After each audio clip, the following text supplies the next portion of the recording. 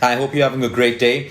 Well, today I want to talk about the health of your bones and what you can do. Well, you see, one of the saddest things in life is to see people age. And as they age, they start losing quality of their life. Now, a lot of people, some of them, this is beyond their control. But a lot of us who suffer from bone health problems, especially our elders, as they age and they have they find it difficult to get up on their own, their knees hurt, their bones hurt, their body pains, and their quality of life is completely affected because of the health of their bones. Well, there's a lot that you can do. You see, human nature is to say that this happens with age and accept it. You don't need to accept it. You don't need to accept it. Technically, what we need to do is understand that our bones are made up of calcium, vitamin D3, and a whole load of minerals. And we continue forming bones and building bones until the age of about 30. After 30, what happens is if we don't look after our bone health, it starts depleting. And that's why you see young people with osteopenia, osteoporosis, and all of these issues. So there's a lot that you can do to look after your bone health. And it all starts off with your lifestyle, your nutrition, your exercise, your sleep quality, and even the impact of your emotional stress on your bones. And I'm going to explain that to you and tell you exactly how it works. So number one, when it comes to your bones, today we need to understand that the US and India are the highest consumers of calcium tablets and supplements for bones. And yet the US and India have the highest amount of people with osteoporosis. Something's missing in that link. You can't just go on taking calcium after calcium and all of that stuff, because we take too many calcium supplements. We also have issues with kidney stones and other problems with the kidney. We need to understand nature has given us certain foods and certain lifestyles that can maintain our own calcium levels in the human body. So when we look at one of the countries that suffers from the most acidity, it is India and the United States of America. The more acidic you are, the more calcium and vitamin D3 you leach from your bones. So you can be popping in all of your supplements, but if you're highly acidic, you are constantly leaching calcium from your bones to basically balance the pH of your acidic blood. So you need to look at the root cause of the problem and handle your acidity. Number two is calcium and D3. Yes, if you have a deficiency of calcium, you need to make sure that you take your calcium supplements or you get your calcium from natural food sources. And vitamin D3. 1 in 2 people walk around with low vitamin D3 levels. There are people who run marathons, who train in the gym every day. They do high interval training and all of that stuff, but their D3 levels are 5 and 6 and 4 and 8. Please understand that exercise is actually harming you. It's not making you better, because you need to have the right amount of vitamin D3 in your bones. So vitamin D3 and calcium work together.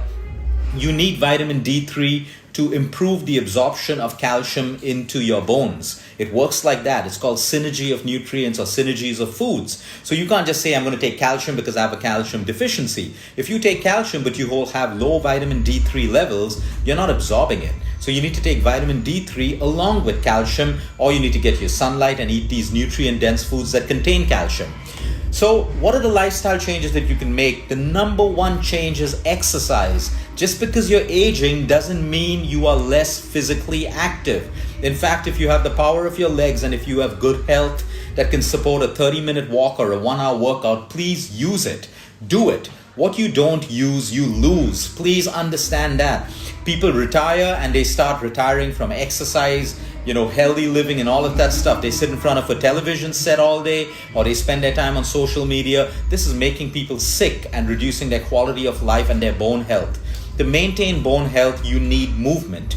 You need exercise. Something as simple as walking, which is a weight-bearing exercise, or weight training, high interval training, depending on your health.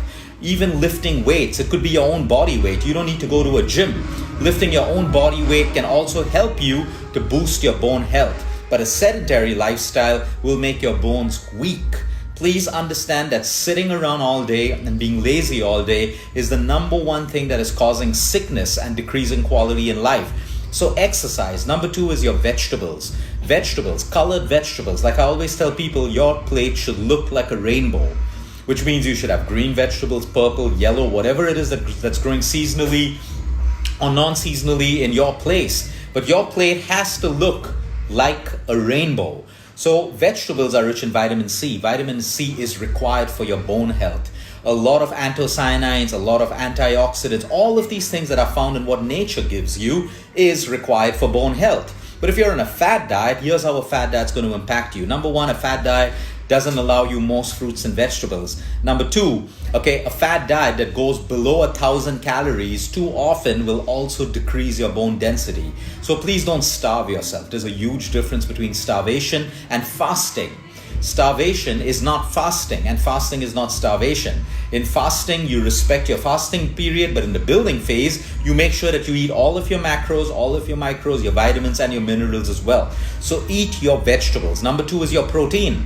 If you are low on protein, you will have a problem with your bone density, because protein is also required for the absorption of calcium into your system. So when someone is sick, they're going through several treatments, they have low calcium levels, we also slowly increase their protein levels so that the absorption of calcium in their bones is thorough, and that the sickness and medication that you're going through doesn't create a side effect of loss of bone density. A lot of treatments like chemotherapy, radiation, certain heavy drugs, certain steroids can decrease your bone density. So if you're on medication, you must be aware of the side effects so that you can make lifestyle changes or dietary changes to support to support the side effect that you're going through. Eat calcium-rich foods. These are foods that are available every day. You find them in sesame seeds. You find them in your green vegetables, your almonds, your pumpkin seeds, your nuts, your whole grains, your lentils, and all of that stuff.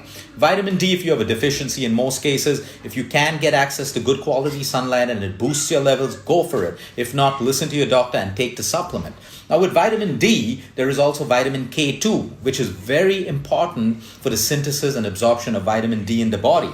Vitamin K2 is broken down into an MK4 and an MK7.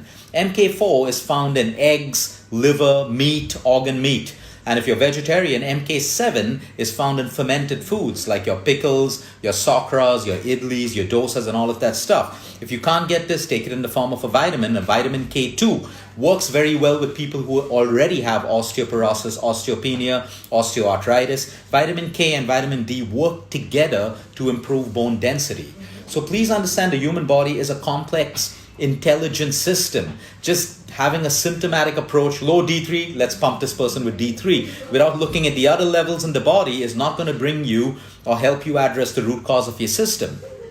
We spoke about low-cal diets. That's the worst thing you can do. There are so many people who try to starve the fat of their body and they lose all their health. They have osteopenia. I have young girls with osteopenia at the age of 26 and 27. These girls should not even be getting osteopenia at this age, or ever for that matter, but we've accepted it.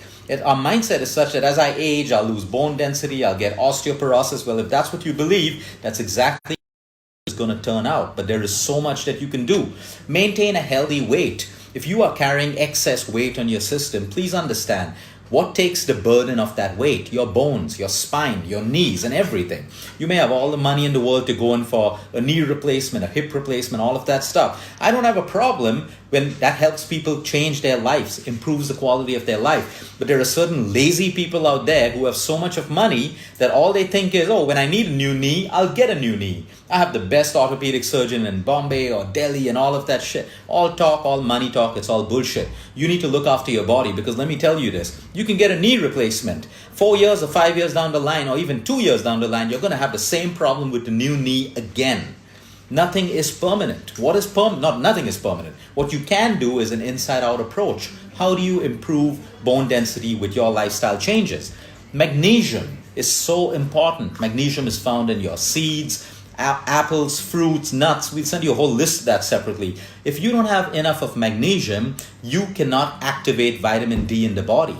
Vitamin D needs to be activated with magnesium. You see the beauty and intelligence of the body? Everything works in synergy.